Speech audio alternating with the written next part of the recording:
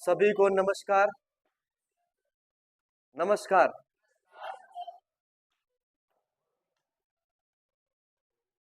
एक तो क्वेश्चन करना है, कन्हैया ने भेजा था क्वेश्चन करना है, ऑब्जेक्शन था। क्वेश्चन क्या है? कन्हैया का भेजा हुआ क्वेश्चन क्या है? चलो मैं क्वेश्चन लिख देता हूं। प्रॉब्लम ये आ गई इस क्वेश्चन में कि ऑप्शन सारे ही दो से कम, सॉरी, दो से ज्यादा और तीन से क्या हो गए? कम हो गए, है ना। Question number 106। क्वेश्चन नंबर 106 है। 4-5 साल पहला पढ़े आप जद गए। आइए आइए आइए, स्वागत है आपका। हार्दिक अभिनंदन, दिल की गहराइयों से आप सभी का स्वागत है। आइए चलो, क्वेश्चन 106, टेस्ट का क्वेश्चन नंबर 106। ठीक है, इसके अंदर क्या है? पीएच कितना दे रखा है? पीएच दे रखा है 2। पीएच 2 के प्रबल अम्ल, 2 के प्रबल अम्ल, प्रबल अम्ल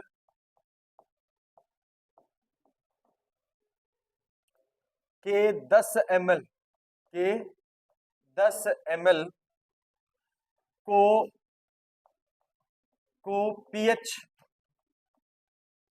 पीएच बराबर 3, बातें नहीं करनी रे, को पीएच बराबर 3 के दूसरे प्रबल अम्ल के,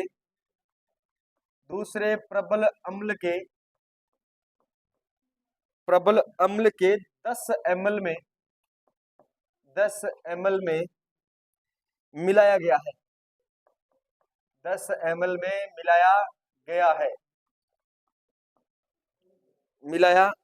है। बनने वाले मिश्रण का पीएच क्या होगा? बनने वाले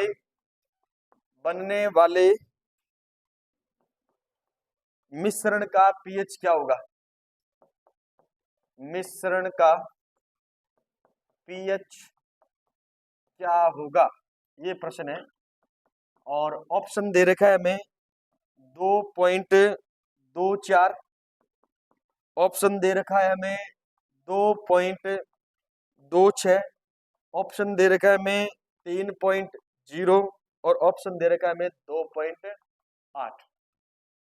ठीक है, मैंने आपको कहा था ऐसा कोई प्रश्न आ जाए जिसमें एक का पीएच दे रखा है, दूसरे का भी पीएच दे रखा है, और दोनों को क्या कर रहे हैं?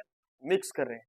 तो जिसका पीएच कम है ना, उससे वैल्यू कम नहीं होगी, और जिसका पीएच ज्यादा है उससे वैल्यू क्या नहीं होगी। ये बात तो श्योर है कि आएगा तो 2 से ज्यादा और 3 से कम आएगा, तो 2 से ज्यादा और 3 से, लेकिन कितना आएगा? 2.24 आएगा, 2.26 आएगा, या 2 पॉइंट इतना तो नहीं आएगा। ये तो कट हो गया एक ऑप्शन, एक ऑप्शन तो क्या हो गया? कट हो गया। अब ये 2 से ज्यादा है और 3 से क्या है? कम। 3 ऑप्शन बच गए, उनमें से याद रखना 2 से क्या है? ज्यादा, और 3 से क्या है? ये फर्क क्यों पड़ा? क्योंकि हमने कितना ml ले रखा है? 10 ml, और क्या ले रखा है? 10 ml। अगर प्रश्न ये आता ना कि एक का पीएच 2 है, दूसरे का पीएच कितना है? 3 है, और इन दोनों विलियनों को मिलाया गया, तब इस विलियन का पीएच क्या होगा? तब आपको याद रखना इन वैल्यू के अंदर चेंज मिलता, और कोई एक वैल्यू होती जो इन दोनों के क्या होती? बीच होती। मतलब 2 और 3 के क्या होती? बीच की होती। क्लियर है? अब इसका सॉल्यूशन करते हैं अपन। कैसे करेंगे सॉल्यूशन, देखते हैं। देखो, सबसे पहले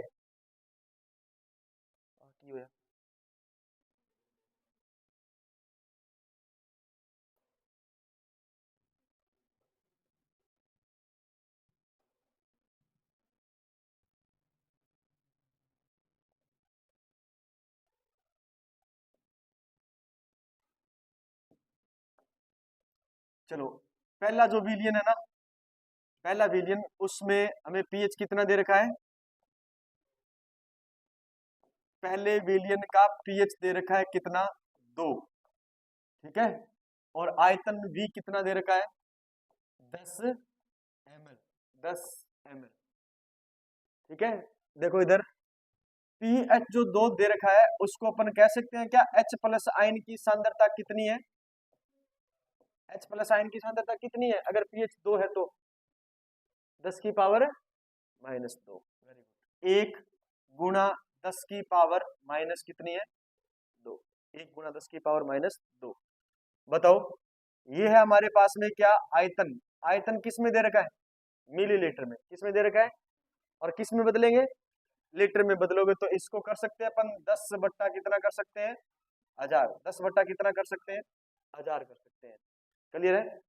अब अपने निकालने H प्लस यानी हाइड्रोजन के क्या निकालने, यहाँ से मोल निकालने। पहले वीडियो में हाइड्रोजन के क्या निकालने हैं, मोल निकालने हैं। तो हाइड्रोजन के मोल कैसे निकालोगे बताओ, क्या दे रखी है हमें, मोलरता दे रखी है, सांद्रता दे रखी है ना, कितनी दे रखी है सांद्रता 10 की पावर माइनस 2, और ये कितनी दे रखी है 10 बट्टा कितना दे रखा है 1000। तो याद रखना है यहाँ से मोल निकालने का जो सांद्रता निकालने का या मोलरता निकालने का जो फॉर्मूला बन जाएगा वो निकल जाएगा कुल मोल निकालने का जो फॉर्मूला बन जाएगा वो बन जाएगा सांद्रता इंटू क्या बन जाएगा आयतन, सांद्रता इंटू बन जाएगा आयतन। और सांद्रता में दे रखी है कितना 10 की पावर माइनस 2 इंटू आयतन दे रखा है 10 की पावर 10 बटा कितना 1000। 1000 से 1 0 ये क्या हो जाएगी कैंसिल हो जाएगी, ये कितना बन गया 100, और 100 को अपन क्या लिख सकते हैं 10 की पावर 2, ये ऊपर जाएगी तो बन जाएगी 10 की पावर माइनस 2, तो ये बन जाएगा 10 की पावर माइनस 2 इंटू 10 की पावर माइनस 2। आधार समान है, गुणा में हो तब तो क्या होगी जुड़ेगी, तो ये हो जाएगी 10 की पावर माइनस 4। कितना 10 की पावर माइनस 4, तो आप कहोगे सर जी 1 इंटू 10 की पावर माइनस 4, ये क्या आ गई इसके बताओ 4, 10 की पावर माइनस 4, ये क्या है ये मोल है। किसके, पहले विलियन में H प्लस के क्या है मोल है, पहले विलियन में H प्लस के क्या है मोल। कितने आए H प्लस के मोल, H प्लस के मोल आए 1 गुणा 10 की पावर माइनस 4। ठीक है, दूसरे विलियन के निकालो बताओ कितने आएंगे, दूसरा विलियन का निकालोगे तब कितना आएगा है -6 आएगा। देखो पीएच कितना दे रखा है, पीएच दे रखा है दूसरे विलियन का कितना 3 दे रखा है,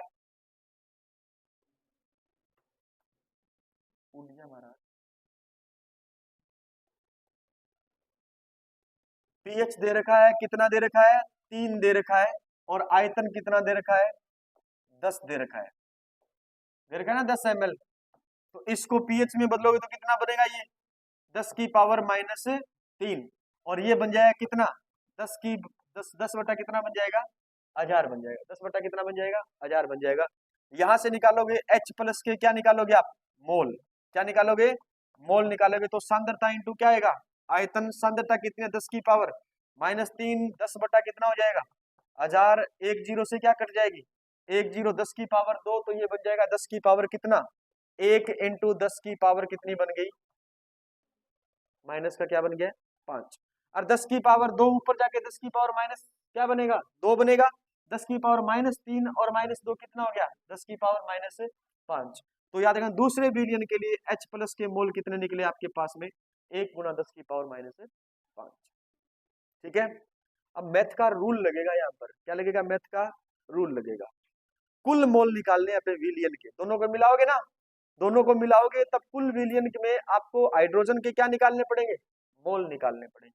तो मोल निकालते हैं ना कुल, तो कुल मोल निकालते हैं तो हमारे पास में बन जाएगा कुल मोल बराबर कुल मोल, और किसके हाइड्रोजन H प्लस के क्या निकलेंगे कुल मोल। बताओ पहले विलियन में कितने निकले 1 इंटू 10 की पावर माइनस 4 प्लस फिर क्या बना 1 इंटू 10 की पावर कितना बन गया माइनस 5, 1 इंटू 10 की पावर क्या बन गया माइनस 5।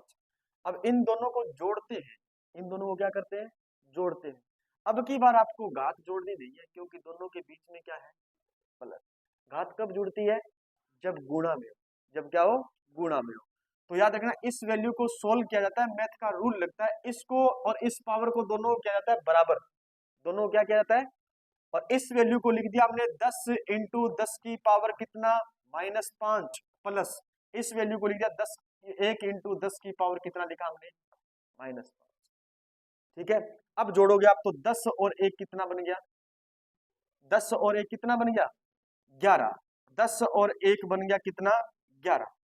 11 इंटू 10 की पावर कितना, 10 की पावर 5 प्लस 10 की पावर 5 -5 लिखा जाएगा, 10 की पावर -5 कितना लिखा जाएगा, 10 की पावर -5।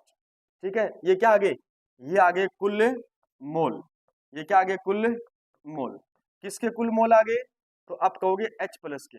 आप इसको और सॉल्व कर सकते हो, कर सकते हो, कैसे कर सकते हो, 10 की पावर -5 है ना, इसमें से एक 10 कम कर दो, किधर आ जाएगा, 10 भाग में आ जाएगा, और 10 भाग में आएगा तो यहाँ बच जाएगा 10 की पावर कितना, 4।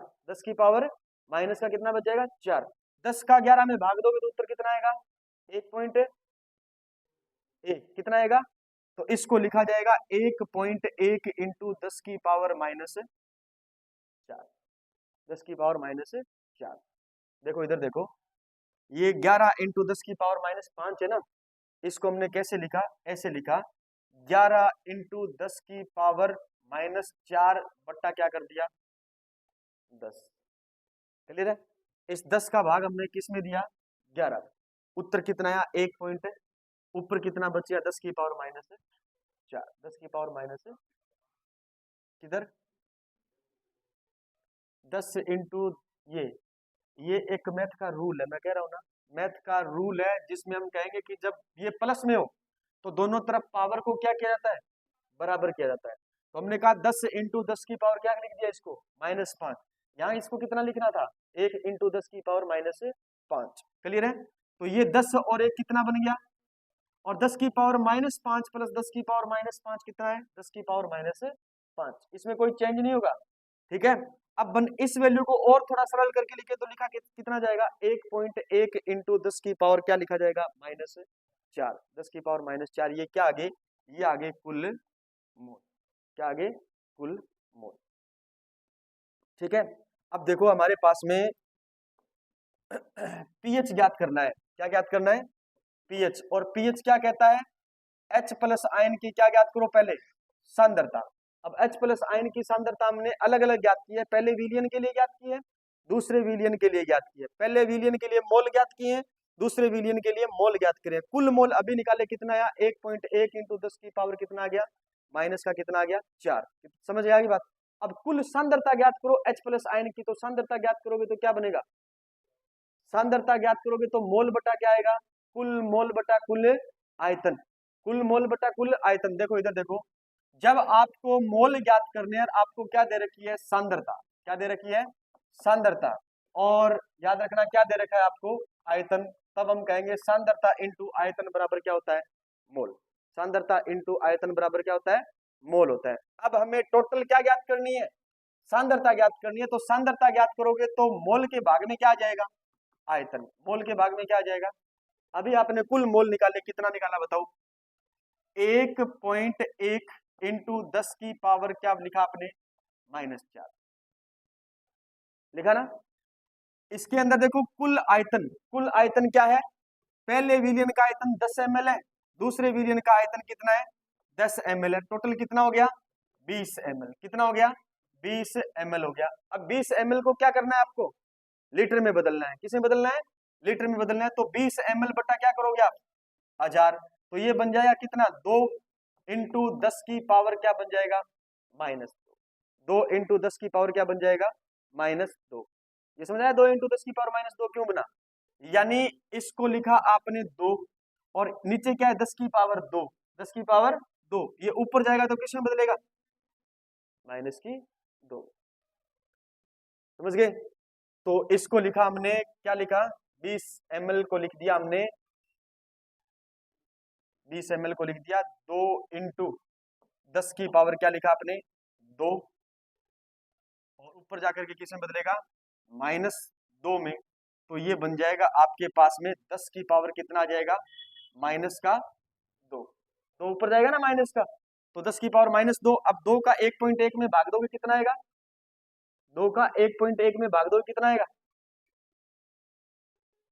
2.2 आएगा, भाग दोगे तब। हाँ देखो 2.2 आएगा। अरे गुणा करोगे तब 2.2 आएगा, आराम करो। 1.1 में 0.05 0.55 कितना आएगा? 0.55 इंटू 10 की पावर कितना आ गया? -2। अरे देखो इधर देखो, 1.1 2 का भाग देना है, 2 का क्या देना है? भाग देना है। भाग टूट गया, नहीं जा रहा, नहीं जा रहा ना, 0 लगाया, पॉइंट लगा करके एक कर लिया अपने पास में, कितना हो गया? 11। 2 पंजा 10, 2 पंजा 1 बच गया। फिर आप क्या करोगे? 0 उतारोगे, 2 पंजा कितना हो गया? 10। नाम समझ गए? 0.55 इंटू 10 की पावर कितना हो गया? -2। ये क्या आ गई? कुल क्या आ गई? ये सांद्रता। कुल क्या आ गई? ये सांद्रता है ना। कुल मोल कितने आए थे? इतने, 10 की पावर -4 थी, और कुल सांद्रता कितनी आ गई? इतनी। ठीक है, अब पीएच ज्ञात करोगे आप। क्या ज्ञात करोगे? पीएच ज्ञात करोगे। पीएच ज्ञात करोगे तो कैसे ज्ञात करोगे? कोई बताएगा मुझे? अच्छा, एक बात और, इसको और सॉल्यूशन कर सकते हैं अपन। ये पॉइंट अपन क्या करते हैं? आगे ले जाएं, एक अंक क्या ले जाएं? आगे ले जाएं। तो इधर 10 की पावर कितनी हो जाएगी? -3। क्या हो जाएगी? अरे गुणा करेंगे तभी तो आगे जाएगा ना। 0.55 को 10 से क्या कर दें? गुणा कर दे। 10 पंजा 50, 10 पंजा 50 और 5 55। ठीक है, कितने अंक छोड़ करके दशमलव है? इधर से 2 अंक छोड़ के दशमलव है, ये आ गया। अब ये 10 इसके साथ में गुणा होगा तो घात जुड़ जाएगी। ठीक है, कितनी हो जाएगी? 10 की पावर माइनस की कितनी हो जाएगी? 3। ये हो जाएगा, इसको लिख सकते हैं अपन 5.5 इंटू 10 की पावर कितना लिख सकते हैं? माइनस का क्या लिख सकते हैं? 3। ठीक है, तो कुल सांद्रता किसके बराबर आ गई? इसके बराबर। अब ये है पीएच ज्ञात करने में ये काम आएगा। और पीएच ज्ञात करने के लिए हम फॉर्मूला काम में लेते हैं। पीएच ज्ञात करने के लिए पीएच बराबर क्या होता है? माइनस लोग और H प्लस आयन की क्या है? सांद्रता। बताओ H प्लस आयन की सांद्रता कितनी निकालनी है? कितनी निकालनी है? माइनस लोग और क्या किया आपने? 5 इंटू 5.5 इंटू 10 की पावर -3, 10 की पावर -3। ये -3 किधर आएगा? आगे। तो ये क्या बन जाएगा? 3 लोग। क्या बन जाएगा? 3 लोग। और 5.5 का मान कितना होता है? लोग 5.5 का मान कितना होता है? तो आप कहोगे लगभग 5 का मान होता है 774, 0.74 के लगभग। 5.5 का अगली संख्या लोगे ना आप? अरे 5.5 है ना, तो अगली संख्या लोगे ना, 6 लोगे ना आप, 5 थोड़ी लोगे, 5 वापिस आओगे क्या? अपन ऐसे लिखते हैं ना कि 5.5 नंबर आया, कितना आ गया? क्या लगभग कितना आ गया? 6 आ गया। तो अब आप 6 का क्या लोगे? आप लोग लोगे। तो लगभग या 3 लोग का कितना मान होता है? 0 पॉइंट, ये है 3 और माइनस करोगे आप इसको, माइनस और सॉरी, हाँ इसको करोगे आप माइनस में, तो लोग 5.5 का मान हो जाएगा कितना? 2 सॉरी 0 पॉइंट कितना हो जाएगा? 4। अब इसको घटाओ कितना आ रहा है? इधर देखना, ये तो 3 है और इस लोग को 5.5 से गुणा करोगे तो लोग 5.5 आएगा। लोग 5.5 का मान कितना होता है? 0.74। कितना होता है? 0.74। ये आ जाएगा कितना? 2.26। देखो प्रोसेसिंग लंबी है। ऐसा प्रश्न जो एक बुक है ना, अपने कौन सी बुक लगती है?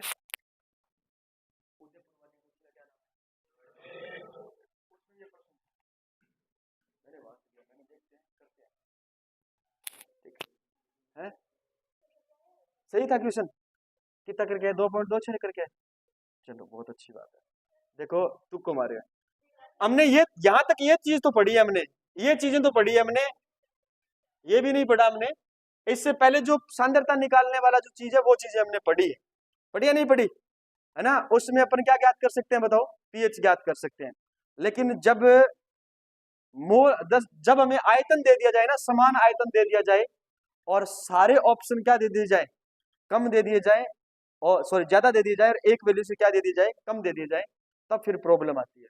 और ऐसा प्रश्न नहीं आएगा, प्रश्न ऐसा ही आएगा हमारे एग्जाम में कि वैल्यू जो कम है ना उससे तो आंसर क्या होगा, ज्यादा होगा, और जो वैल्यू ज्यादा है ना उससे आंसर क्या होगा, कम होगा। ऐसा ऑप्शन एक ही मिलेगा आपके एग्जाम, ऐसा प्रश्न दूं आपकी बात, ठीक है? ऐसा क्वेश्चन नहीं है, अब नहीं आएगा। हाँ, सीयूईटी में आ सकता है ऐसा प्रश्न, ये क्योंकि लेवल क्या है आपका सीयूईटी का, थोड़ा हाई, ऐसा प्रश्न सीयूईटी के अंदर आ सकता है। ठीक है, चलो अब अपन पढ़े। हाँ कन्हैया, अब तो कर लेगो है, कर लेगो, ठीक है। इसमें मैथ भी पुट आउट होती है, ठीक है, तो मैथ के रूल रेगुलेशन हमें पता है तो हो जाएगा, वरना नहीं होता। चलो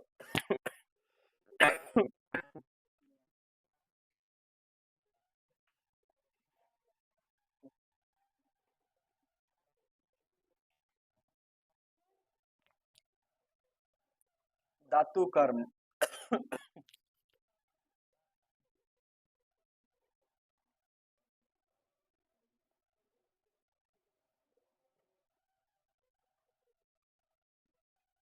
पढ़ के आए हो ना आप, नहीं पढ़ गए?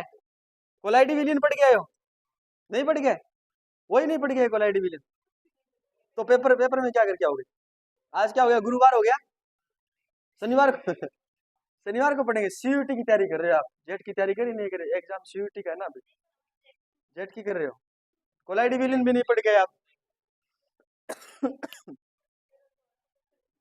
हैं? हाँ, आपकी बात 40 क्वेश्चन है, सर बता देंगे ना। अरे अधात्री को कौन कौन से नाम से जानते हैं, अधात्री को कौन कौन से नाम से जानते हैं? हाँ ठीक है, अशुद्धियां। तो फिर एक बात याद रखना, मैंने अभी, मैं बाहर से आया था, मैं उनको बोला था कौन सी गैंग बना रखी है, तो आप सारी की सारी अशुद्धियां थे, क्या थे, अशुद्धियां थे, ठीक है, अशुद्धियां होती है गैंग जो होती है वो।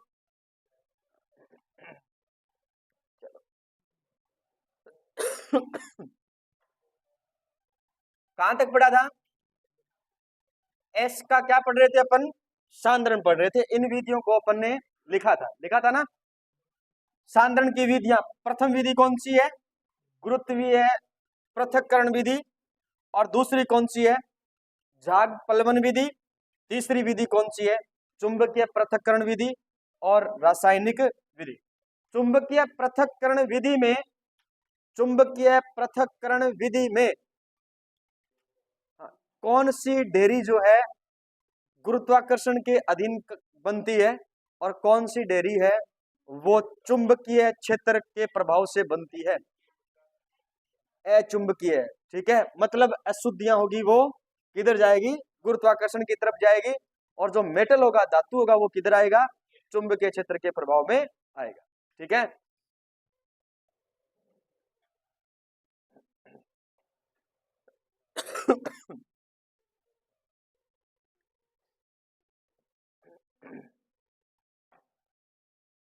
फिर है आपके पास में सांद्रित एस का क्या करना है हमें, अगला स्टेप है 3 नंबर स्टेप, सांद्रित एस का करना है ऑक्सीकरण, क्या करना है, ऑक्सीकरण।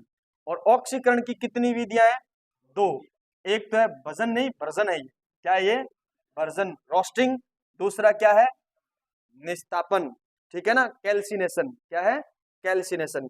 एक है वर्जन और एक है निस्तापन। प्रश्न सीधा सिंपल लेवल का बने, हमसे पूछा जाए एस्क का ऑक्सीकरण करने के लिए कौन सी विधियां काम में लेते हैं, कौन सी विधियां काम में लेते हैं, वर्जन और कौन सा, निस्तापन, ठीक है ना, वर्जन और निस्तापन। इससे पहले हमने पढ़ा था, इससे पहले पढ़ा था एस्क का सांद्रण, मतलब सांद्रण की प्रमुख विधियां कौन कौन सी होती है, गुरुत्वीय पृथक्करण विधि, कौन सी, झाग पलवन विधि, चुंबकीय पृथक्करण विधि और रासायनिक विधि। प्रश्न बन जाएगा एस्क के सांद्रण के लिए, एस्क के सांद्रण के लिए इनमें से कौन सी विधि उपयुक्त नहीं है, कौन सी विधि उपयुक्त नहीं है, तो ये 4 तो होती है, इनके अलावा कोई और दिख जाए तो नहीं होती।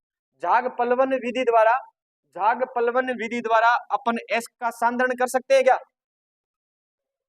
सांद्रण कर सकते हैं झाग पलवन विधि द्वारा, कर सकते हैं।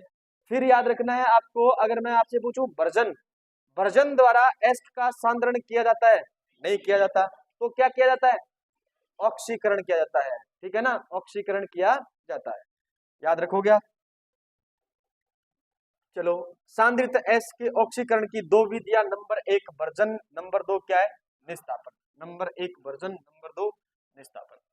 ऑक्सीकृत एस का क्या करना है, इसके बाद में अपचयन करना है। मतलब चौथे स्टेप के अंदर आपको क्या करना पड़ेगा, अपचयन। किसका, जो ऑक्सीकृत एस्क आपको क्या हुआ है, प्राप्त हुआ। तीसरे स्टेप के अंदर एस्क का आपने करवाया ऑक्सीकरण। क्या करवाया, ऑक्सीकरण। ठीक है, उस ऑक्सीकरण से जो एस्क प्राप्त हुआ है आपको, ऑक्सीकृत एस्क, उसके अंदर आपको करवाना है अपचयन।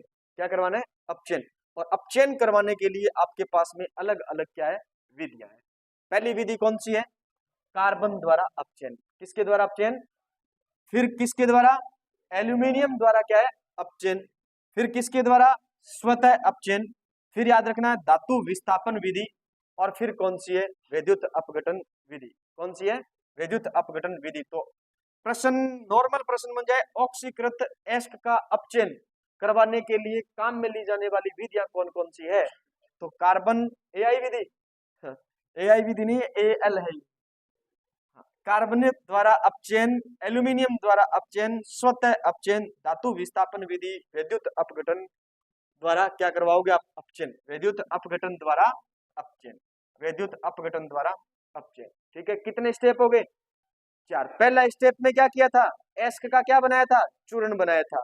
फिर क्या किया था, दूसरे नंबर पर उस चूर्ण का क्या किया था आपने, सांद्रण किया था। तीसरे नंबर स्टेप में क्या किया है ना, एस्क का चूर्णीकृत एस्क का क्या करवाया आपने, या सॉरी सांद्रित एस्क का क्या करवाया, ऑक्सीकरण। और फिर ऑक्सीकृत एस्क का क्या करवाया आपने, अपचयन। ठीक है, समझ में आएगी बात। ठीक है, सांद्रण में कौन कौन सी विधियां काम में लेते हैं, सांद्रण में कौन कौन सी विधियां काम में लेते हैं? गुरुत्वीय पृथक्करण विधि, झाग पलवन विधि, चुंबकीय पृथक्करण विधि, रासायनिक विधि। ठीक है, रासायनिक विधि को एक नाम दिया जाता है निक्षालन। आगे पढ़ेंगे, ठीक है। चलो, फिर याद रखना, पांचवा स्टेप है अशुद्ध धातु का शुद्ध धातु में बदलना। अशुद्ध धातु को शुद्ध धातु में बदलना। और अशुद्ध धातु को शुद्ध धातु में बदलने के लिए अपन काम में लेते हैं नंबर 1 विद्युत अपघटन विधि। कौन सी विधि काम में लेते हैं, विद्युत अपघटन विधि। नंबर 2 काम में लेते हैं कौन सी विधि, पोलिंग विधि। नंबर 2 काम में लेते हैं कौन सी विधि, द्रवण। फिर काम में लेते हैं आसवन। फिर याद रखना है मंडल परिष्करण जोन। फिर वॉन आर्केल विधि, और कौन सी विधि है, मांड विधि है। ठीक है ना, वॉन आर्केल विधि और मांड विधि। ये सारी नहीं पढ़ेंगे अपन, प्रश्न आ जाए कि कौन सी विधि को याद रखना, अशुद्ध धातु को शुद्ध धातु में बदलने में काम में लिया जाता है, तो इनको काम में लिया जाता है। मेनली अपन इनमें पढ़ेंगे कौन सी, आसवन। कौन सी पढ़ेंगे, आसवन पढ़ेंगे। द्रवण वर्वण हमारे काम की चीजें है नहीं।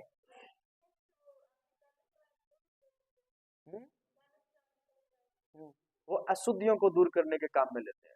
ठीक है, हाँ, अपन पढ़ेंगे, उसको भी पढ़ेंगे। गालक कहाँ पे काम में लेते हैं, ये चीजें जो हम पढ़ के आ रहे हैं ना, जो अशुद्ध धातु है उसको हमने एक प्रकार से क्या बोल दिया, उसके अंदर जो अशुद्धि है उस अशुद्धि को दूर किया जाएगा।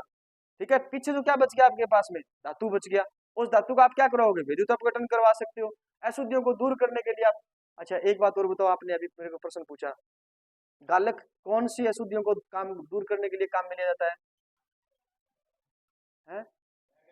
अगलनीय, जो गलेगी नहीं, जो गलेगी नहीं। ठीक है, इनमें जो नहीं गलेगी वहां पर गालक काम में लेते हैं, और गल जाएगी जो वाष्पीकृत हो जाएगी वहां पर आसवन भी काम में ले सकते हैं। ठीक है, वहां अपन क्या काम में ले सकते हैं, द्रवण भी काम में ले सकते हैं। द्रवण का मतलब क्या होता है, घुला हुआ द्रव्य होता है ना। तो एग लेनी है तो घुलती नहीं, तो काम में कैसे लेंगे, गालक ही काम में लिया जाएगा वहां पे।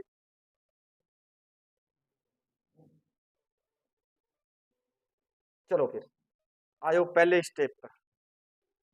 5 स्टेप पढ़ लिए हमने, कितने, 5 स्टेप का आपने भाई ये अवकलन किया है। पहला स्टेप क्या था, चूर्णीकरण। इसमें कुछ काम में नहीं लेना आपको, आपको याद रखना है क्रिस्टलों को स्टैंप मिल या स्टोन मिल की सहायता से क्या करना है, अभी बारीक पीसना है। स्टैंप मिल समझते हो, कभी चूना फैक्ट्री में गए हो, नहीं गए, चूना फैक्ट्री के अंदर अपने है वहां पे, नौर की तरफ है। यहाँ यहाँ है क्या, सूरतगढ़ में चूना फैक्ट्री नहीं है, नहीं है, सीमेंट फैक्ट्री तो है इधर बाहर की तरफ, है ना। तो वहां पर क्या किया जाता है, घरे चाकी देखी होनी, 2 पार्ट में नहीं, पाटन के बोल दिया अपन, स्टोन, ये बोल दियो स्टोन बोल दिया। पत्थर तो लागेड़ा है चाकी के ऊपर, ऊपर और नीचे लागेड़ा कौन लागेड़ा है। हाँ तो बांगे बीच में जाके पत्थर में के करांगा पीसांगा, ठीक है, के बना लियांगा चूर्ण बना लिया। इन आपा के चूर्ण कर। अयस्क के बड़े क्रिस्टलों को स्टैंप मिल या स्टोन मिल की सहायता से बारीक क्या करते हैं अपन, पीसते हैं, ठीक है, बारीक क्या करते हैं अपन, पीसते हैं। घरे पीस का आगे है, घरे पीस का आगे कोपर ले आगे खेत जरा कोपर लिया पीस लिया कौन पीस लिया, ठीक है, पीस तो लिया गेटा, लेकिन बाद की प्रक्रिया क्या पड़ेगी, महंगी पड़ेगी। फिर वो एस्क को नहीं बन, वो क्या होगा, वो खनिज, ठीक है।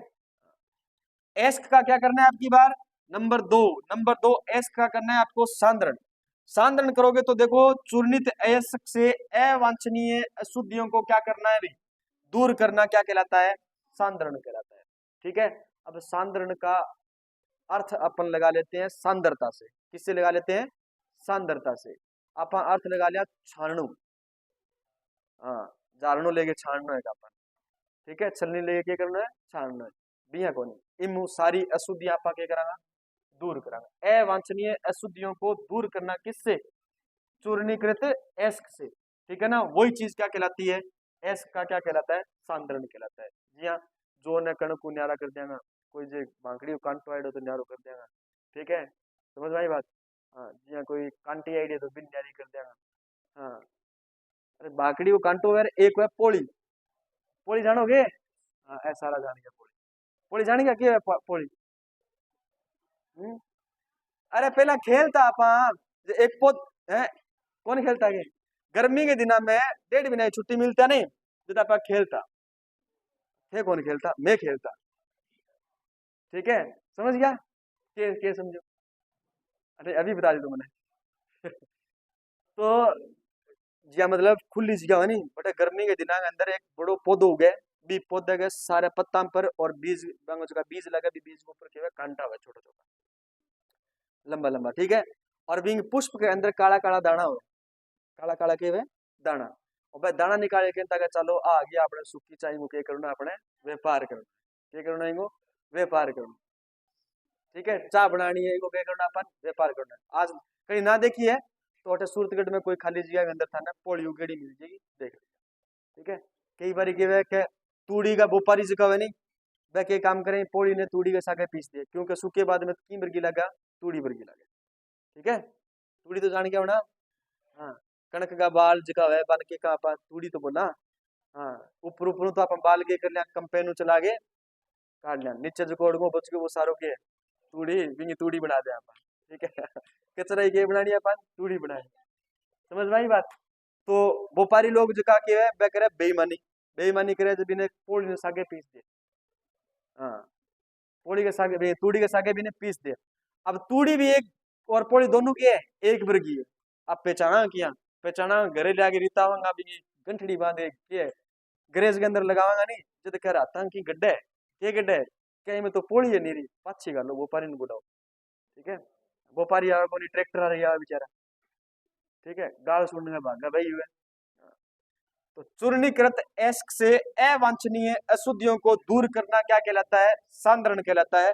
अब सांद्रण की विधियां, सांद्रण की विधियां पढ़ के आए अपन, नाम बता दो सारों कौन कौन सी होती है, सांद्रण की विधियां कौन कौन सी होती है, आसवन होती है, द्रवण होती है, शाबाश शाबाश शाबाश, बोलो बोलो बोलो, गुरुत्वीय पृथक्करण विधि होती है, और है झाग प्लवन विधि होती है, चुंबकीय पृथक्करण विधि होती है, रासायनिक विधि होती है, ठीक है।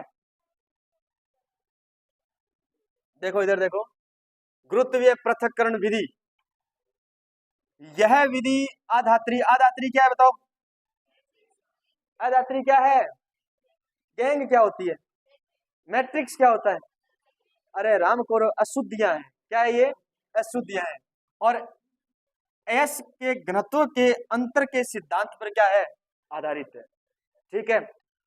अब देखो याद रखना, गुरुत्वीय पृथक्करण विधि किस सिद्धांत पर काम करती है, इस सिद्धांत पर काम करती है कि अधात्री और एस के घनत्व के बीच में क्या होना चाहिए, अंतर, क्या होना चाहिए, अंतर, और दोनों अयस्क और अशुद्धियां जो अधात्री है दोनों का घनत्व समान होता है ना, तो फिर वहां पर याद रखना है गुरुत्वीय पृथक्करण विधि काम में नहीं ली जाती, वहां पर फिर चुंबकीय पृथक्करण विधि काम में ली जाती है।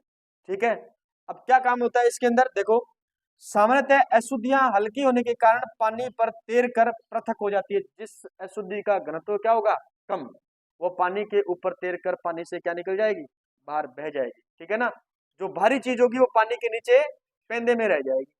क्लियर है बात, ठीक है। और धातु एशक पानी के पेंदे में बैठ जाएगा, क्योंकि धातु एशक का क्या होता है, धातु एशक का घनत्व क्या होता है, ज्यादा होता है। धातु एशक का घनत्व क्या होता है, ज्यादा। और जो ये अशुद्धियां होती है इनका घनत्व क्या होता है, कम होता है। अब जरूरी नहीं है सभी अशुद्धियों का घनत्व क्या हो, कम हो। कोई अशुद्धि ऐसी भी हो सकती है जिसका घनत्व क्या हो, ज्यादा हो, भारी हो, वो धातु के साथ में कहां पर बैठ गई है, पेंदे में बैठ गई है। तो फिर अब उसको कैसे अलग किए जाए करेंगे, तो उसको इस विधि तो अलग नहीं कर सकते, तो फिर लेके आएंगे अपन कौन सी विधि, चुंबकीय पृथक्करण विधि। कौन सी विधि, चुंबकीय पृथक्करण विधि। बातें कर रहे हो सभी लोग हैं? अभी पूछूंगा मैं, बस 5 मिनट और पढ़ाऊंगा, बाद में सारा चैप्टर आपसे ही पूछूंगा, मात्र 5 मिनट। ठीक है। दूसरी विधि है झाग प्लवन विधि, इसे अपन क्या कहते हैं, फैन प्लवन विधि। देखो एक तो होता है प्लवन शब्द, ठीक है, और कभी कभी कहीं कहीं लिखा हुआ मिल जाएगा आपको प्लावन। ठीक है, प्लावन, पलवन और प्लावन दोनों बात एक ही है। ठीक है, दोनों का अर्थ क्या होता है, तैरना या तैराने वाला। ठीक है, देखो इधर देखो, यह विधि किस पर आधारित है, सल्फाइड एस्को के लिए प्रयुक्त की जाती है। मोस्ट इंपोर्टेंट चीज है ना, सल्फाइड एस्को के लिए प्रयुक्त की जाने वाली विधि कौन सी है, सांद्रण के लिए, तो झाग प्लावन विधि, झाग प्लावन विधि। इस विधि में क्या होता है, सल्फाइड एस्क का जो चूर्णित एस्क होता है वो लिया जाता है, और उसमें झाग कारक के रूप में किसको काम में लेते हैं जी, तेल को काम में लेते हैं। तेल मूल रूप से किसका होता है, तेल के और भी प्रकार होते हैं, अपन इसी के अंदर पढ़े कौन कौन से तेल इसको झाग बनाने के काम में लिए जाते हैं। और प्लवन कारक के रूप में किसको काम में लेते हैं, सोडियम एथिल जेंथेट। एक बात याद रखना है, बताएंगे अभी सोडियम एथिल जेंथेट, पंसारी की दुकान पर जाइए मिल जाएगा, पंसारी की दुकान पर। ठीक है, मान के जो चीड़ को तेल चाहिए मिल जाओ है, पंसारी बढ़िया, बढ़िया भी अलग अलग प्रकार के होते हैं। ठीक है, एक मार्केट में दान मंडी में बढ़िया बैठे हैं, एक गुड़ चारा बढ़िया बैठे हैं, एक कपड़ा की दुकान पर बढ़िया बैठे हैं, एक पंसारिया बढ़िया बैठे हैं, बानियों पीछे वो भी बढ़िया है। ठीक है, बढ़िया सागर है, अच्छा तू अच्छा जिक्का सागर है अभी बिल्कुल पड़ जाएगा है, लक्षण है आज था ना बिहारी बिहारिया कॉलोनी छोड़ गया। हाँ तेरे क्या गोलगप्पा बनाना है जो है, फिर सारा न खुआइयो थे। ठीक है, रोज का रेडी पर लगा गया 20-20 रुपया, कितना गोलगप्पा खा जाए, कौन खाए, फिर ठीक है। हाँ और खाया गोलगप्पा कोई, कौन खाया, तू डायरेक्ट में आते इधर देखोगे सारे सारे इधर देखोगे भाई, देखो इधर अगर ये शब्द लगा हुआ मिल जाए ना किसी शब्द के पीछे, जेंथेट, जेंथेट शब्द लगा मिल जाए 99% वो क्या होगा, गाढ़ा नहीं पलवन कारक होगा। क्या होगा, पलवन कारक होगा। समझ में आ गई बात, तो प्लवन कारक के लिए अपन काम में लेते हैं सोडियम एथिल जेंथेट। ठीक है, सोडियम एथिल जेंथेट। पानी पर तिरा आपा, अरे मतलब आपा टूर पर जा गया, टूर पर जा गया, टूर पर जा गया कोई झील के अंदर आपा क्या करना आ रहा, या मतलब नौका के अंदर बैठा, नौका पलट जावे, नौ, नौका क्या है पलट जावे, तो नौका पर बिठा अपन एक जैकेट देवे, जैकेट देवे नहीं, बिंग अंदर के रेडी है वायु रेडी, या एक ट्यूब के अंदर रखा बिंग अंदर के रेडी है, फिर जैकेट याद रखो, जैकेटो काम के अपन डूबणो, जेंथेट का काम क्या होगा, प्लवन कारक का, जैकेट जेंथेट, जैकेट जेंथेट। क्लियर है बात, तो जेंथेट शब्द जो लगा हुआ मिलेगा ना वो क्या काम करेगा, वो काम करेगा प्लवन कारक। प्लवन कारक का मतलब ऊपर लेके आएगा शुद्धि को, जो भारी अशुद्धि होगी उसको कहां लेके आएगा, ऊपर लेके आएगा। तो जैकेट भी तो आई काम करे, डूबता हुआ जब ओरे ओरे करना आ जाए के काम करे अपन जैकेट ऊपर ही तो लेके आया नहीं। हाँ चलो देखो बचा लो रे। मिलाकर इनका गाढ़ा पेस्ट क्या किया जाता है, बनाया जाता है। देखो चूर्णित एसिड लिया हमने सबसे पहले, उसके अंदर हमने क्या डाला, तेल डाला, क्या काम करेगा, झाग कारक का काम करेगा। फिर हमने डाला सोडियम सोडियम एथिल जेंथेट डाला, वो क्या काम करेगा, प्लवन कारक। इन तीनों को जब मिलाओगे तो इनका क्या बनेगा, एक गाढ़ा पेस्ट बनेगा। क्या बनेगा, गाढ़ा पेस्ट। और इस गाढ़े पेस्ट में क्या प्रवाहित करवाई जाएगी, वायु। क्या प्रवाहित करवाई जाएगी, वायु प्रवाहित करवाई जाएगी। एक ऐसी पाइप लगाई जाएगी और इस पाइप के माध्यम से बाहर से क्या प्रवाहित करवाई जाएगी, वायु। ये वायु ऊपर नीचे जाएगी तो याद रखना इस पर बनेंगे क्या, झाग। और झाग याद रखना, झाग को अपन क्या कर लेते हैं, पृथक कर लेते हैं। और ऐसा के ये क्या है, झाग है। अशुद्धियां, कुछ अशुद्धियां क्या रह जाएगी, नीचे रह जाएगी, ठीक है ना। और ये क्या है, इसके छिद्र है भी, इन छिद्रों से वायु क्या करती है, हाँ उसे थे ही बनास को गिरे, बनास को थे पर अपन एस्क कौन दे कोई डायग्राम बनास को थे। हाँ ठीक है, आ गया थे कि ना महाराज, हैं कहाँ थे आप, घरे, घरे है ही घर है भी दूर। गोलगप्पा खुआ गया, गोलगप्पा खुआ गया है, गोलगप्पा खुआ गया है। घूम चक्कर गए होगे तो है,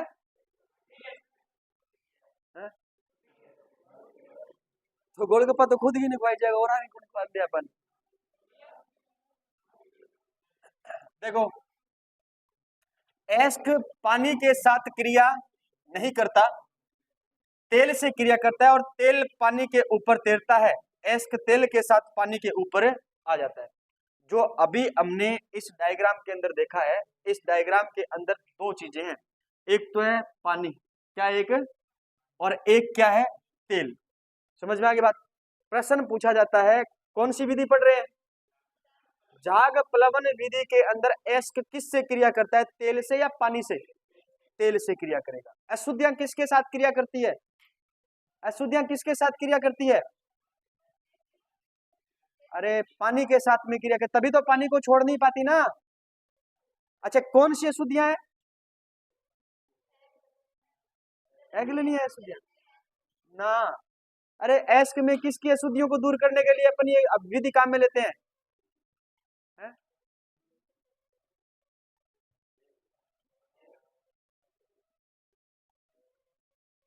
है? कौन से एस्कों से अपन अशुद्धियों काम दूर करने के, सल्फाइड एस्क, सल्फाइड एस्कों से इन अशुद्धियों को क्या करते हैं, दूर करते हैं। क्लियर है बात, ठीक है। तो पानी से क्रिया कौन करेगा, एस्क से अशुद्धियां करती है, और तेल से क्रिया कौन करेगा, एस्क क्रिया करेगा। एस्क किधर आ जाएगा, ऊपर, और जो अशुद्धियां वो किधर रह जाएगी, नीचे रह जाएगी, ठीक है। अधात्री और गैंग मैट्रिक्स पानी के साथ क्रिया करती है, जो कि पात्र के पेंदे में रह जाती है, पात्र के पेंदे में रह जाती है। बातें हो रही है भाई, मैंने कहा है ना सिर्फ 5 मिनट ही पढ़ाऊंगा। तेल झाग कारक का काम करता है, मतलब ये झाग उत्पन्न करवाएगा। अपन काम में ले सकते हैं कौन कौन से तेल, चीड़ का तेल, नीलगिरी का तेल, इसे कहा जाता है, अपने बायोलॉजी के अंदर पढ़ा है, यूकेलिप्टस पढ़ा है ना बायोलॉजी में, क्या होता है ये, सफेदा होता है। वसा अम्ल को तेल के रूप में काम में लेते हैं। तीन चीजें काम में ली जाती है, एक चीड़ का तेल, दूसरा नीलगिरी का तेल, तीसरा वसा अम्ल, तीसरा वसा अम्ल, ठीक है। ये क्या काम करते हैं, ये झाग कारक कहलाते हैं। क्या कहलाते हैं ये, यानी झाग उत्पन्न करवाने का काम करवाएंगे। कौन सी विधि पढ़ रहे हैं, ठीक है, इतना तो याद है। प्लवन कारक के रूप में अपन किसको काम में लेते हैं, सोडियम एथिल जेंथेट मिलाते हैं। और मैंने कहा जेंथेट शब्द लगा हुआ मिल जाए, वो 100% क्या होगा, प्लवन कारक होगा। 100% क्या होगा, वो प्लवन कारक होगा। छोटे एसक के कण तेल के साथ पात्र में ऊपर आ जाते हैं, लेकिन कुछ भारी कण गुरुत्वाकर्षण के प्रभाव के कारण तेल के साथ ऊपर नहीं आ पाते, इन्हें ऊपर लाने के लिए सोडियम एथिल जेंथेट मिलाया जाता है, जो इन्हें कहां लेके आएगा, ऊपर लेके आएगा। ठीक है, सोडियम एथिल जेंथेट किसका काम करता है, प्लावन कारक का काम करता है। कब काम में लिया जाता है, जब भारी कण क्या रह जाए, नीचे रह जाए गुरुत्वाकर्षण के प्रभाव के कारण, तब याद रखना है सोडियम एथिल जेंथेट का वो चाल, मेरे सागे चाल। ठीक है, आले चलूं तुझे तारों के शहर में, है धरती पे हमें दुनिया प्यार नहीं करने देती, तो ये कहां पे लेके चलता है, ये लेके चलता है तारों के शहर में, ऊपर हवा पानी में। अच्छा तू बना के देख यार, मैंने बनाना को नहीं, मैंने सोशल मीडिया की तो नॉलेज को नहीं है। चलो, झाग स्थायी कारक के रूप में अपन काम में लेते हैं क्रिसोल। देखो ये क्या है, झाग स्थायी कारक। झाग स्थायी कारक का मतलब क्या होता है, पानी को बुलबुल देखे थे, थोड़ी देर बाद फूट जाए नहीं, साबुन पानी कपड़ा ऊपर रगड़ा झाग देवे, बिंग अंदर भी बुलबुला बने फूट जाए नहीं, तो बुलबुलो झाग फूटे ना। ठीक है, वो जितनी देर ने ऊपर आवे नहीं, इतनी देर तक वो क्या बनो रहे, साफ तो बनो रहे, फूटना नहीं चाहिए। तो अपन झाग स्थायी कारक के रूप में, यानी झाग खत्म नहीं हो, कब तक, जब तक शुद्धिकरण न हो जाए, तब तक झाग क्या नहीं हो, खत्म नहीं हो। तो अपन झाग स्थायी कारक के रूप में क्या मिलाते हैं, क्रिसोल, और क्या मिलाते हैं, एनिलीन को काम में लिया जाता है। ठीक है, ये प्रश्न है अपने आप में, कौन सी विधि पढ़ रहे हैं, झाग प्लवन विधि में झाग स्थायी कारक के रूप में काम में ले जाते हैं, किसको, क्रिसोल को और एनिलीन को। ठीक है, झाग स्थायी कारक का अर्थ क्या होता है, झाग को फूटने से बचाने वाला कारक, झाग को फूटने से बचाने वाला कारक। ठीक है, बुलबुले को फूटने से बचाने वाला कारक, टिप टिप बरसा पानी, हो ये नहीं बरसा तो प्लवन सक्रिय कारक, प्लवन सक्रिय कारक कौन होता है, कॉपर सल्फेट। प्लवन सक्रिय कारक कौन होता है, कॉपर सल्फेट, प्लवन की स्पीड को बढ़ाने वाला। अब ज्यादा भारी हुआ नहीं, अच्छा तो ले जाना और थक जाए, ज्यादा भारी हो ले जाना और थक जाए, मतलब टस्कन आ जाए करना, अब पार कौन पड़े। ठीक है, तो बारू के मिला आप, कॉपर सल्फेट, चाल चाल रुकना। ठीक है, हाँ कॉपर सल्फेट, तो ये प्लवन की स्पीड को क्या करता है, बढ़ाता है। ठीक है, कॉपर सल्फेट क्या करता है, देखो इधर देखो, ये था हमारे पास में एक क्या था, टब। ठीक है, इस टब के अंदर हमने उत्पन्न करवा दिए झाग, क्या उत्पन्न करवा दिए, यहां से याद रखना है क्या चीज थी, झाग में क्या थी, धातु एस, क्या था, धातु एस। क्लियर है बात, और अशुद्धि कहां पर रहेगी, अशुद्धि रहेगी नीचे। ठीक है, अब कुछ ऐसी चीज थी धातु एस की, वो भारी थी और वो अभी यहीं पर है, अभी यहीं पर है। अब ये ऊपर कैसे आएगी, ऊपर आएगी, इसमें अपन क्या मिलाएं, प्लवन कारक, क्या मिलाएं इसके अंदर, प्लवन कारक। और प्लवन कारक के रूप में किसको काम में लिया था, सोडियम एथिल जेंथेट, सोडियम एथिल जेंथेट। वो कहेगा आजा, ले पकड़ हाथ चला, वो आगे ऊपर। ठीक है, अब थोड़ी देर बाद हम देखियो सोडियम एथिल जेंथेट ने आना जो जोर कहना, अब पार पड़ेगी को नहीं थे, तो जना रह गया बोला, तो आप बारू के मिले कॉपर सल्फेट, कॉपर सल्फेट के भी दिया वो ऊर्जा, स्पीड बढ़ाओगे, स्पीड बढ़ाओगे तो प्लवन की स्पीड क्या हो जाएगी, बढ़ जाएगी, यानी अब की बार ये जल्दी जल्दी काम पहुंच जाएंगे यहाँ पर। या मान लीजिए सोडियम एथिल जेंथेट को क्या नहीं है, जोर नहीं है, फिर भी क्या हमने किया कि इसको जल्दी जल्दी शुद्धिकरण करवाना है इसका, तो फिर प्लवन की स्पीड को अपन क्या करना चाहते हैं, बढ़ाना चाहते हैं, तो कॉपर सल्फेट को मिला दिया जाएगा। होगी है, 12 की बात है, घटे की बात है, अटेगी है, 12 की है, चलो ठीक है, मैं थोड़ी देर में पूछूंगा फिर। प्लवन को कम करने वाला कारक, प्लवन को कम करने वाला कारक, कम करने वाले कारक की जगह आपको लिखा हुआ मिल सकता है अवनमन।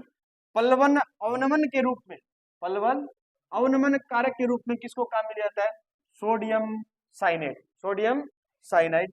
और सोडियम कार्बोनेट। सोडियम कार्बोनेट मतलब हमें एकदम प्योरली क्या चाहिए, धातु का एस्क चाहिए। धातु का क्या चाहिए, एस्क चाहिए। समझ में आ गई बात। हमें पूरी प्योरिटी देनी है उसके अंदर। मार्केट में जब भी वो बिके तो ये उसके लिए ये कहे कि नहीं ये बहुत क्या है, एकदम 100% शुद्ध है, एकदम 100% शुद्ध है। तो फिर जो पलवन अपन जल्दी जल्दी करवा रहे थे ना, उसको क्या करवा दिया, कम। और कम करवा दिया, तो कम करवाने के लिए अपन ने क्या डाल दिया, सोडियम साइनाइड, और क्या डाल दिया, सोडियम कार्बोनेट। अब ये पलवन क्या करवाएगा, धीरे धीरे करवाएगा, धीरे धीरे करवाएगा। ठीक है, तो अशुद्धियां भी, सॉरी धातु एस्क जो है वो बचा हुआ पार्ट है, वो लेट तक क्या हो जाएगा, ऊपर तक पहुंच जाएगा जाग के साथ में। ठीक है, तो पलवन अवनमन कारक के रूप में मिलाते हैं अपन सोडियम साइनाइड, और क्या मिलाते हैं, सोडियम कार्बोनेट। चलो अब पूछते हैं हम आपसे, अब हम आपसे पूछते हैं, पहली विधि पढ़ी हमने कौन सी, सांद्रण की। कौन सी विधि पढ़े हैं, कौन सी विधि पढ़े हैं, है? चूर्णीकरण विधि है, पहला स्टेप है। पहला क्या है, स्टेप है। दूसरा स्टेप पढ़ा हमने धातु एस्क का सांद्रण। धातु एस्क का सांद्रण या चूर्णीकृत धातु एस्क का सांद्रण। सांद्रण की पहली विधि कौन सी, गुरुत्वीय पृथक्करण विधि। गुरुत्वीय पृथक्करण विधि, गुरुत्वीय पृथक्करण विधि के अंदर बताओ मुझे, अशुद्धि ऊपर रहती है या धातु एस्क ऊपर रहता है, धातु चुंबकीय उसके अंदर गुरुत्वीय पृथक्करण विधि में अशुद्धियां पानी के ऊपर रहती है, तैर कर बाहर निकल जाती है। धातु एस्क कहाँ रहता है, नीचे रहता है। समझ गए, क्यों, धातु एस्क का घनत्व क्या होता है अशुद्धियों से ज्यादा, इसलिए गुरुत्वाकर्षण बल भी क्या लगेगा उस पर, ज्यादा लगता है, पेंदे में बैठ जाएगा। क्लियर है बात। ये तो था गुरुत्वीय पृथक्करण विधि। अच्छा, फिर दूसरी विधि कौन सी है, झाग प्लवन विधि। झाग प्लवन विधि के अंतर्गत सबसे पहली बात, कौन से एस्कों का शुद्धिकरण किया जाता है, सल्फाइड एस्कों का क्या किया जाता है, शुद्धिकरण किया जाता है। सल्फाइड एस्कों का शुद्धिकरण किया जाता है। ठीक है, हम लेते हैं एक टब, टब के अंदर हमने क्या डाला, सबसे पहले क्या डाला, सल्फाइड एस्क। सल्फाइड एस्क के साथ में क्या मिलाया, तेल। क्या मिलाया, तेल। और क्या मिलाया, सोडियम एथिल जेंथेट, यही मिलाया। ठीक है, इन तीनों को मिलाकर के क्या बना दिया, गाढ़ा पेस्ट बना दिया। अब इसको टब में डाल करके और अपन क्या करते हैं, इसमें करते हैं हवा प्रवाहित। क्या करते हैं, हवा प्रवाहित करते हैं। तो टब में ऊपर की तरफ पानी की ऊपरी सतह पर बनते हैं झाग। क्या बनते हैं, झाग बनाने के लिए हमने किसको काम में लिया, अब कॉपर सल्फेट। कॉपर सल्फेट किसको काम में लिया मास्टर, झाग बनाने के लिए किसको काम में लिया, तेल को काम में लिया। कौन कौन से तेल हैं, चीड़ का तेल और नीलगिरी का तेल और वसा अम्ल का काम में लिया जाता है। वसा अम्लों को काम में लिया जाता है। शाबाश। चलो फिर हमने झाग स्थायी कारक के रूप में काम में लिया है। झाग स्थायी कारक के रूप में काम में लिया, किसको काम में लिया है, क्रिसोल को काम में लिया। किसको, क्रिसोल को काम में लिया है। ठीक है ना। हाँ, प्लवन कारक के रूप में काम में लेते हैं, किसको काम में लेते हैं, सोडियम एथिल जेंथेट। सोडियम एथिल जेंथेट किसके रूप में काम में लेते हैं, ठीक है, स्थायी प्लवन कारक नहीं, पलवन कारक, पलवन कारक। ठीक है, पलवन की गति को बढ़ाने के लिए क्या काम में लिया जाता है, कॉपर सल्फेट। Copper sulphate. और पलवन की गति को कम करने के लिए किसको काम में लिया जाता है? सोडियम साइनाइड और सोडियम कार्बोनेट। Sodium carbonate. चलो अगली है सांद्रण की तीसरी विधि। सांद्रण की कौन सी विधि, तीसरी विधि कौन सी है बताओ, चुंबकीय पृथक्करण विधि। चुंबकीय पृथक्करण विधि। चुंबकीय पृथक्करण विधि में याद रखना, अधात्री और एस्क दोनों में से कोई एक क्या होगा, चुंबकीय गुणों वाला होगा, और एक क्या होगा, अचुंबकीय गुणों वाला होगा। मतलब जिसके अंदर चुंबकीय गुण नहीं होंगे। एक तो हमारे पास में है अशुद्धि और एक हमारे पास में है धातु का एस्क। इन दोनों में से कोई एक पदार्थ क्या होगा, चुंबकीय गुणों वाला होगा, या हम ये कह सकते हैं दोनों में से एक पदार्थ चुंबकीय गुणों वाला नहीं होगा। बात दोनों सेम ही है, समझ में आ गई बात? ठीक है। अब हमारे पास में एस्क का क्या किया हुआ है, चूर्ण बनाया हुआ है, और उस चूर्ण के अंदर आधात्री और एस्क दोनों में से कोई एक पदार्थ क्या है, चुंबकीय गुणों वाला है। अब इसको अपन कहां पर डालते हैं, इसको डाला जाता है ऐसे एक यंत्र पर। क्लियर है बात? ऐसे एक यंत्र पर डाला जाता है, ये है चूर्णित एस्क और ये लगी हुई है चुंबक, और ये यहाँ पर मान लीजिए एक मोटर की क्या है, गिरणी है, और इस पर ये पट्टा क्या हो रहा है, घूम रहा है। पट्टा क्या हो रहा है, घूम रहा है। इधर से ऊपर से डाल रहे हैं चूर्णित एस्क। तो याद रखना चुंबक के प्रभाव में जो चीज होगी ना, तो वो याद रखना पूरी गति करेगी यहाँ तक, और जैसे ही चुंबकीय क्षेत्र से पार होगी तो वो आकर के नीचे गिर जाएगी। इसका मतलब ये चुंबकीय पदार्थ है, और ये किसके कारण यहाँ पर आकर के गिरा है, चुंबक का प्रभाव के कारण यहाँ पर आकर के गिरा है। जैसे ही कोई पदार्थ यहाँ पर आएगा तो वो इतनी दूरी तक गति कर पाएगा, बाकी याद रखना चुंबक से चिपके नहीं रहेगा, वो कहां पर गिर जाएगा, यहाँ पर गिर जाएगा नीचे। हम कहेंगे इस पर गुरुत्वाकर्षण क्षेत्र का क्या है, प्रभाव है। इस पर किसका प्रभाव है, गुरुत्वाकर्षण क्षेत्र का प्रभाव है, इसलिए ये अचुंबकीय पदार्थ, इसलिए अचुंबकीय पदार्थ था। जैसे देखो इधर देखो, आयरन का ऑक्साइड है, आयरन टंगस्टन का ऑक्साइड है, क्रोमियम का ऑक्साइड है, इन्हें चुंबकीय और चुंबकीय पृथक्करण विधि द्वारा क्या करते हैं, अपन पृथक करते हैं। इंपॉर्टेंट है, आपसे पूछा जाए कौन कौन से ऑक्साइडों को, कौन कौन से ऑक्साइडों को चुंबकीय पृथक्करण विधि द्वारा पृथक किया जाता है, तो कौन कौन से ऑक्साइड है, याद रखना आयरन का ऑक्साइड है, आयरन टंगस्टन का ऑक्साइड है, क्रोमियम का ऑक्साइड है, और याद रखना Fe3O4 Fe2O3 ये आयरन के क्या है, दोनों ऑक्साइड है। क्लियर है बात? ठीक है। तो इस विधि के अंदर एक तो होगी अधात्री और एक होगा, एक क्या होगा, एस्क। दोनों में से कोई एक पदार्थ क्या होगा, चुंबकीय गुणों वाला होगा, या दोनों में से कोई एक पदार्थ चुंबकीय गुणों वाला नहीं होगा। ठीक है। जब इनको इस घूर्णित पट्टे के ऊपर गिराया जाता है तो वह पदार्थ जो चुंबकीय गुणों वाला होगा वो चुंबकीय क्षेत्र के प्रभाव में आगे गिरता है, और याद रखना जो पदार्थ चुंबकीय क्षेत्र नहीं मानेगा या चुंबकीय गुणों वाला नहीं होगा, अचुंबकीय पदार्थ होगा, वो गुरुत्वाकर्षण प्रभाव क्षेत्र में क्या करता है, नीचे की तरफ गिरता है। तो हमें पता चल गया ये तो क्या है, ये तो धातु नहीं हो सकती, धातु होती तो कहां पर चिपकती है, चुंबक के चिपकती। क्लियर है बात? यहां से इस चीज को अपन क्या कर लेते हैं, अलग कर लेते हैं। ये अशुद्धियां थी, इनको अपन क्या कर लेते हैं, पृथक कर लेते हैं। समझ गए? अब इनमें भी कुछ अशुद्धियां हो सकती है, फिर उनको अलग चलकर आगे चल करके क्या कर सकते हैं, पृथक कर सकते हैं। चुंबकीय पृथक्करण विधि कैसे काम करती है पता चल गया।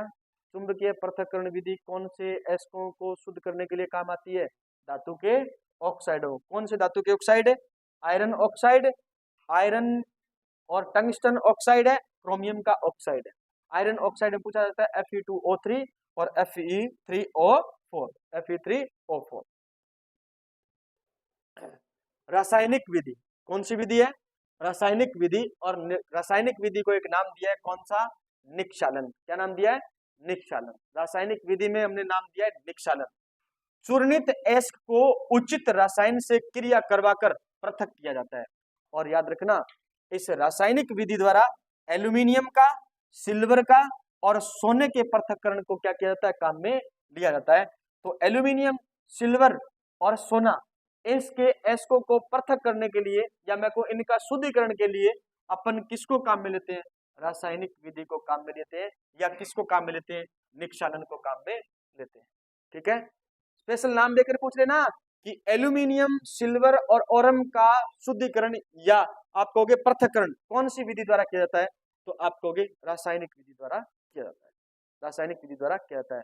पहला था आपके पास में कौन सा, गुरुत्वीय पृथक्करण विधि, गुरुत्वीय पृथक्करण विधि। दूसरा था कौन सा, झाग प्लवन विधि।